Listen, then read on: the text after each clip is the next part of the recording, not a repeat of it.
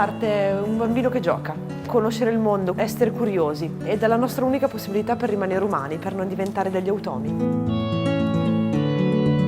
Reinterpretare l'arte e confondersi con l'opera stessa, immaginare cosa l'autore voleva dire con quell'opera. Chiudere gli occhi e provare a buttarsi in un mondo che non si conosce e vedere che effetto fa. La ragazza che cammina è un mistero, un invito a scoprirsi, a guardarsi e a diventare parte integrante dell'opera.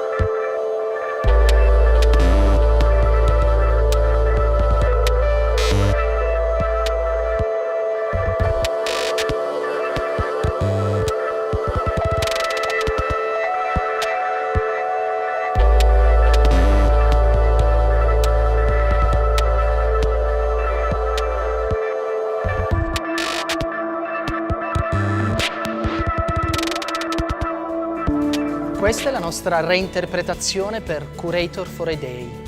Scoprite le altre.